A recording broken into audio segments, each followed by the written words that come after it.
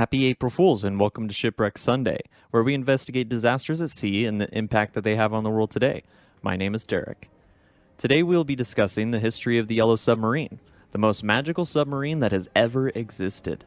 Before we dive in, I must inform you, this story does include details of a spectacularly magical adventure, blue meanies, and psychedelic animation. Viewer discretion is advised. Please note before I begin that I am not a mariner or expert in the field of maritime history or in animation, but we have done our research and will present the information as I understand it and with accurate nautical terminology. In today's episode, we'll be including the basics of nautical terminology in the description for anyone who needs it. Today, there will be some references to the musical genius of the Beatles, so please enjoy. Good afternoon, everyone, and I hope you're ready for a relaxed, fun episode today. First things first. I hope you're excited for the rest of the month, as we have a lot of awesome episodes planned to celebrate the history of Titanic and the White Star Line, starting tomorrow with the history of RMS Olympic. Today's fictional submarine comes from the movie Yellow Submarine, released in 1968, and if you enjoy content about movies, don't forget to check out our second channel, Speed Force Media. There we talk about nothing but movies, TV shows, video games, and news in the world of entertainment. Alright, enough self-promotion. Let's get into the story. As you might have guessed, Yellow Submarine, the movie, is quite psychedelic and doesn't take itself too seriously. So finding history or specs on it is difficult. It's no ordinary submarine, with the inside being larger than the outside, much like the TARDIS in Doctor Who. According to the internet, however, there is a Yellow Submarine sculpture that is similar to the movie's submarine that is 51 feet in length, 15 feet high, and weighed about 18 tons, being built of steel. Being that Elinor was doing some calculations based upon some scenes in the movie and came upon similar specs, we're going to run with that. The only calculation we have to go off of that is Elinor's is the sub's beam. Based upon the width of your average Ringo standing behind the submarine, she estimates the beam to be between 8 and 9 feet wide. It's propelled by 3 screws, run by a small motor, though we don't know if the motor is run by steam turbines or nuclear power, since the submarine goes at unrealistic and essentially incalculable speeds, at some points over 1 million miles per hour. For all we know, it's run by the beautiful power of love, friendship, and music. In the film, Lord Mayor of Pepperland briefly mentions the history of the submarine as being passed down by the forefathers and foremothers of their forefathers and foremothers. There isn't a specific time restraint on forefathers and foremothers, with the definition of forefathers being a member of the past generation of one's father or people or an ancestor. Ancestors can be anyone who has lived and died in one's family. This could be as early of a generation as one's parents, all the way to tens of thousands of years prior to one's life. According to Native American culture, 7 generations is roughly 150 years. So since this submarine is passed down from forefathers and foremothers of at least 3 listed generations, it is safe to assume the submarine is at least 150 years old and was probably built in Pepperland. We don't see a shipyard in Pepperland, but we also don't see any other vehicle-like objects other than a cart carrying a puppy, hitting a bass drum, and a magical living flying glove. So it's hard to tell whether or not the people of Pepperland need vehicles or how often ships and submarines are created there. Thus, it's hard to tell whether or not they need or have a shipyard. According to Lord Mayor, this past first generation of Pepperland natives arrived in Pepperland aboard the Yellow Submarine. So the submarine is as old as the civilization belongs to. Safe to say it's at least 150 years old. As for the Yellow Submarine's career, we see in the movie as it picks up the Beatles and passes through at least 7 different seas and realms.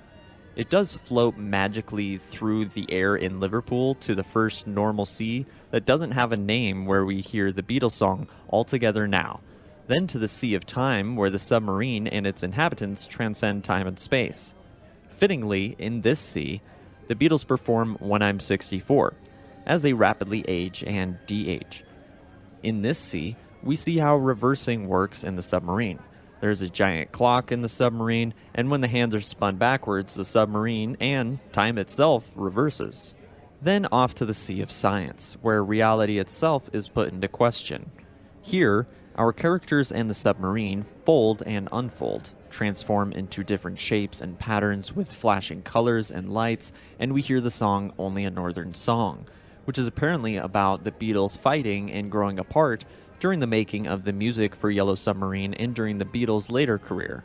One of the Yellow Submarine's most impressive feats is in the next sea, the Sea of Monsters, where they encounter many dangers that the submarine adapts to.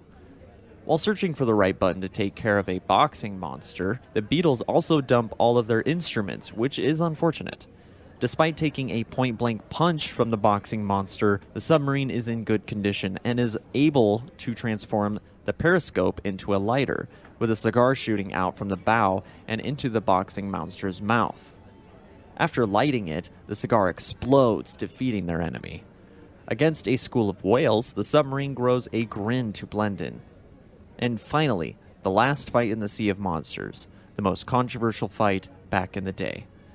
Native Americans were referred to as Indians, and in this movie, the Indians are throwing spears at a loose Ringo Starr, who'd been accidentally ejected. The submarine lands, sliding open like an old-school sidekick cell phone, releasing the seventh Cavalry, who defeat the enemy and retrieve Ringo Starr. After encountering the vacuum flusk, a vacuum-like monster, he sucks up everyone and everything in the Sea of Monsters, including the sea itself and the vacuum flusk. When it sucks itself up, it releases the submarine into the Sea of Nothing. In the Sea of Nothing, the submarine's motor is burnt out and it gently floats to the bottom, where they encounter a new friend, Jeremy Hillary Boob, Ph.D. They sing Nowhere Man, which describes this poor little lad, and Ringo invites Jeremy to go along with them. Jeremy fixes the motor for the crew, and they take off for the weirdest sea you'll see in this entire movie, the foothills of the headlands. After getting to the foothills of the headlands, the submarine makes a grinding sound, and once again falls to a stop. The Beatles and old Fred are exasperated, and it's not the motor this time. Jeremy seems to have some sort of engineering experience, at least with vessels similar to the Yellow Submarine. He gets out and removes the starboard propeller, sticking chewing gum to the end of it and popping it back into the sub. When he spins it, it gets going, and old Fred cries out that he can't stop the submarine, and he presses onward to Pepperland. How do the Beatles and Jeremy get to Pepperland? Well, first we sing Lucy in the Sky with Diamonds, and then the group walks through the foothills until they encounter a mystery substance that looks like dust.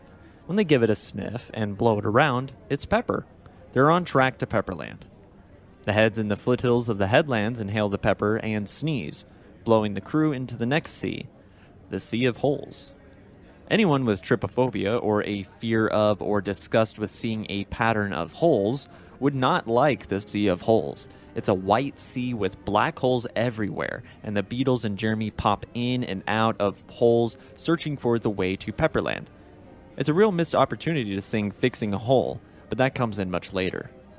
Ringo finds the correct way out, finding a green dot and standing on it. The words Sea of Green from the song Yellow Submarine play over and over as the screen flashes, and suddenly they traverse through the Sea of Green and into Pepperland.